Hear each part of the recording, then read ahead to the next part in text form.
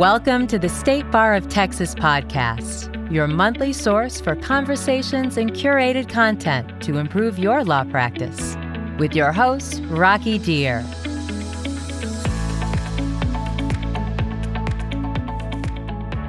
Hello and welcome to a very special edition of the State Bar of Texas podcast recorded from the annual meeting in Austin, Texas. This is Rocky Dhir, and I'm the host for today's show, which is being sponsored by LawPay, trusted by more than 35,000 law firms to accept legal payments online. It's the only payment solution offered as a member benefit by the State Bar of Texas.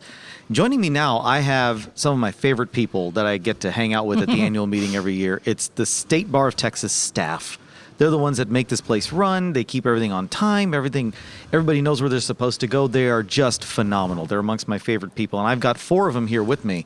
And we're going to talk about something very important. We're going to talk about Austin, because this year's annual meeting is in Austin. We're going to talk about food in Austin. So that way, next time you find yourself in this lovely, lovely, wonderful Texas city, you'll know where to go. So let's first start out by meeting our State Bar of Texas staffers. So let's start over here. Hi, I'm Amy Starnes. I'm the Public Information Director for the bar. I am Allison. I'm the Pro Bono Programs Administrator for the bar. I'm Jennifer Dunham. I work on the Texas Bar Sealy website doing webcasts. I'm Eric Quitugua. I am the Assistant Editor for the Texas Bar Journal. Now, I would imagine that these guys have their preferences, and they definitely will have their very, very strong opinions on where to eat. Before we start, I do want to make it very clear that we are asking them for their individual opinions on where to eat. Their views are their own. They do not reflect the views of the State Bar of Texas. That should be obvious, but it has to be said because we're the State Bar and we got a bunch of lawyers. Now, let's start with you, Amy. All right. First of all, what's your favorite type of cuisine, and where do you like to steer people when they come to Austin? Oh, I like all kinds of food, but one of the ones that I really wanted to talk about is a restaurant called Ola Mae, and it does kind of elevated Southern cuisine here in Austin. And actually, their chef was nominated for a James Beard Award this year. Really? Okay. And it's fantastic. And what you need to ask for if you ever go there. By the way, you should know this is an upscale place. So you save this for a special dinner. This is a little bit pricey. So you're telling me they may not let me in? It's a nice place, Rocky. Well, They've never let me in. I only went there on my birthday as a special birthday dinner. So, but you need to ask for the biscuits. It's not on the menu. It's a secret. The biscuits are not on the menu. Oh, this is insider info. Yes. All right. And I really love Ola Mae. And you guys all live in Austin, so you guys would know these things. So did you just find this out by talking to people, or how did you figure out about the biscuits? Yeah, just talking to people and word of mouth and picking kind of different places to go. But one of the other things I wanted to talk about too is something that might be interesting to you. In Austin, we have a chocolate confectioner. It's Maggie Louise Confections, and it's becoming a little bit more popular. People are beginning to learn about this. And Maggie Louise Confections is run by a Harvard-trained lawyer who decided to train at Le Cordon Bleu. Wow. And now opened up a chocolate company on East 6th Street and makes specialized confections. So, what kinds of chocolate confections do you get there? Oh, well, I haven't been there very much, but there are all kinds of little dainty chocolate pieces. They're famous for their lipstick and beautiful chocolate confections. Lipstick? Well, confections that you might give as a present to someone else. Wow. Eric, I'm getting you some chocolate lipstick next time I come down here. Yes. Finally. Yeah, he's been waiting. He's been waiting for the chocolate lipstick. The only reason I come to annual. Yes, absolutely. Now, Hannah, how about you? What are your favorite places in this wonderful town? So being born and raised here, I've definitely seen it Born and change. raised? You're the unicorn. I'm a unicorn. Wow. Yes. Austin unicorn. Gotta love it. They call me a chupacabra, so I don't know what that means, but go ahead.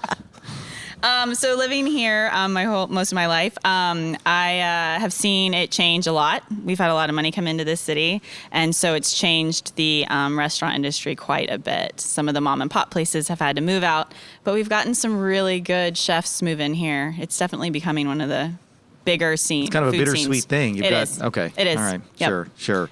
So what are the places? What are your go-to places? So I really love the Peached family. We have the Peach Tortilla up on Burnett Road. It's fantastic. It's Asian comfort fusion food. Okay, what's that like? That's It's a great. mouthful. They have a lot of spicier dishes. Okay.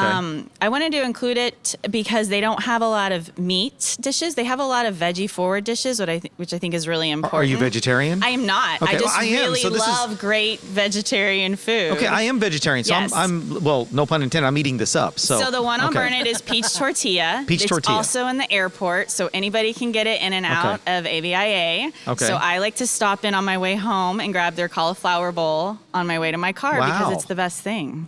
Oh, that is cool. Yep. That is cool. They have really good Brussels sprouts also there. And then they have a sister location that they opened last year. It's called Bar Peached, and it's closer to downtown. It's on West 6th Street.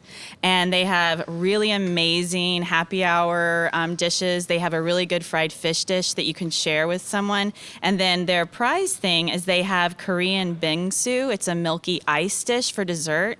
They have different versions of it. I like Okay. the birthday cake one. It's amazing. And it's in this old little house. It's just beautiful.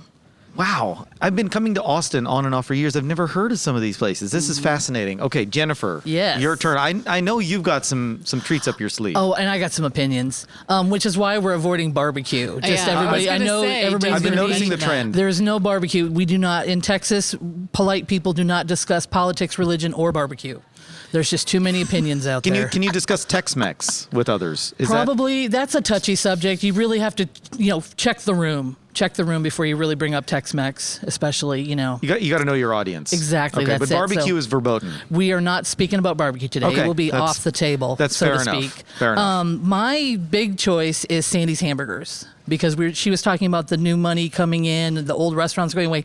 Sandy's has been here since the 40s. Oh, wow. It's the original building. It's the original sign. I don't think they've cleaned the grill since the 40s, but that's what Good to gives, know. that's what makes the burgers taste so good. It's a flat grill, old-fashioned greasy hamburger on a squishy bun, limited condiments, no weird stuff. Walk up to the window, place your order, sit outside, fight off a pigeon or two once they get a look at your french fries. If you ignore them, they will go away. If you feed the pigeons, it's your open season on you. Don't feed the pigeons, just ignore them. You look really, really serious when you say this. Like as it's if capital DONT underlined twice. Don't feed the pigeons. Just Okay. leave them be. And then top it off with custard because you can afford it. Because Sandy's, you get burger, fries, and a drink for $5.89. now I don't suppose from what you're describing, I don't suppose this place is veggie friendly. You could pick the tomatoes and lettuce off your burger and eat that. But I Okay. think other than that, Okay. you're kind of out of luck. I need to bring my own quinoa patty then. Is Yeah, what you're saying. and don't Okay. eat the pigeons either. They're not vegetarian either. Well, the so. pigeons are. I don't know if the pigeons eat meat, so they're probably vegetarian. They might be, but I Yeah. would say don't eat them either. That's a just new you never definition know. for vegetarian food. How about that? Exactly. Coming from a vegetarian. Coming from a vegetarian. You only hear that here on this podcast, right? This is Exactly. These are the nuggets, no pun intended. We are just. How many food puns do you think we can squeeze in? We're gonna- This is great. Now, on the other side of that spectrum is the Quesos Tacos, which has only been open since 2014. I've heard of this place though. It's, Yes. And it's spelled funny. It's Kesos. It's queso spelled a little bit differently. These guys must not like Google very much. They don't want people to find them. I think they lost the Q and the U from their Scrabble game, so they're out of luck. They had to go with the K sound. But they do the best breakfast tacos in Austin, per my opinion. So I may be starting some controversies here, but Oh, yeah. I was going to Here's say, I don't Eric. know about that. No, but they have some really interesting. They have the triple oinker, the Mr. Toro. They do a flight of queso for anybody who's a gourmand. You Wow. can get your flight of queso. They do a queso of the month, but the piece de resistance is the churro bites. Little tiny churros with a homemade chocolate sauce with whipped cream with a cherry on it. Now, here's a question that Mm-hmm. has popped up at the annual meeting, and I've been pontificating, although it is coming from a place of absolute ignorance. Okay. Because I'm a lawyer and hey, we'll pontificate on something we don't know about. That's okay. So breakfast tacos versus breakfast burritos. Oh, tacos. Breakfast tacos. But what's the difference? One's a taco and one's a Well, burrito. okay, but you've got a soft taco with the flour tortilla, and then the other one Burrito's is a lot more tortilla. Yeah. Yeah, burritos are big, and a breakfast taco is going to be just a few ingredients. They don't really wrap it; they just kind of squish it in foil. Okay. But a burrito is going to have that nice little roll to it with the ends tucked in really nicely, real full, probably got some guacamole in it. Okay, so I'm an accidental genius because that's what I was telling people about the tortillas and the thickness of the flours. That's so, more okay. of a California thing. Yeah, Okay. we don't go we for don't burritos talk about around that here No, in no. Texas. No, there's a Lone Star State for a Lone reason. Star State. We stick right. with the taco. That's right. right. We eat alone. Yeah. Now, Eric, what are your go-to places? I just want to start off by talking about my top 3 favorite places to get barbecue. He's throwing down. There's a reason you went last. Oh my goodness. No, wow. I won't do that. I'll go with what I'm thinking about now, and I've been thinking about it since I woke up. Mrs. Johnson's, the classiest, best donut place in all of the world. Is that where you're going after work today? After the meeting winds down? At some point in the night, I will be at Mrs. Johnson's. That is a promise. You can get glazed donuts there, which is what I go for. Really simple. Or you can get like a raspberry filled one if you're feeling crazy. I don't usually go to like the places where you can get like fried like Oreos onto a donut and like bacon, all kinds of stuff that doesn't belong on a donut. But he's stoking all kinds of controversy. Well, and you have that's- ruined your chances for public office ever. You're never going to get elected.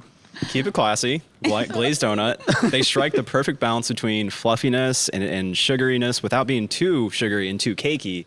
And you can have one donut and you're not going to feel like you're going to just topple over and just you're out for the evening. And they're 80 cents a pop. And the sweetest older couple, they run the place and they're super duper nice. And if you're nice to them, they won't give you extra donut holes. You'll order like one donut and you end up with like another donut and then also a bag full of donut holes. Is that why you're nice to them, for the donut holes? I'm nice in general. Well, I mean, you're stoking controversy here on the podcast, and you're talking about barbecue, but then you're talking about being nice and getting donut holes. I didn't want to talk about barbecue, but we can do that. Oh, No, we He's can't. itching You're for a outnumbered, fight. Eric. I was going to counter Eric's donut place with Oh, here we Gordos go, Public Here we House. go. Do we need It's to on. start a poker game here? Gordos Public House, just to mention it briefly, they have an Airstream and they have a location, an actual physical building. And at the Airstream, they do a lot of kind of basic donuts, but nothing's basic about Gordos, if I could say that. They're more dessert type Oh, breakfast my. donuts. These But are at the- decadent donuts. Right. Okay. For example, the Fat Elvis, which is grilled bananas, bacon, peanut butter, and honey. This is all on a Wow. donut. It's the you have a complete stomach growling opposite noise? of Eric's Wow. donut place.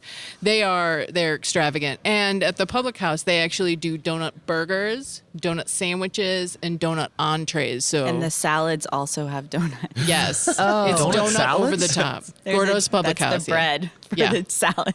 Really? Yes. How does it? Has anybody tried this? Is it? I haven't is it had the recommended? salad. It's more savory. It's a savory donut. Okay, so it's not the sweet glazed. So we're talking about bread. Yeah. Okay. Savory donut. But that would it's be a bread. donut. But back to Eric's other look. I just had to jump in with my my donut option. Mic drop. Round Rock Donuts. Oh, no. Oh, no. Okay. Okay, never mind. Good. It's good. What Also, it's an institution. At Gordos, I do like the cherry bombs, which is like the donut holes, and it's like a cherry glaze, but that's like a once a year thing for me. Then we You said like there's donut enough holes. calories in a Gordos donut to like sustain you for like a week. It's Yeah. pretty intense. Well, now what about food trucks? Because Austin is big on food trucks. Are you guys food truck connoisseurs? I have a Puerto Rican truck I go to on Cesar Chavez in Pleasant Valley. It's called El Coqui, and I go get just like regular, just like street fare. Like I get pastelillos, which is just the Puerto Rican version of empanadas. And it's just deep fried, you could use tortilla, but just deep fried flour and like a disc. And you put just like regular ground beef.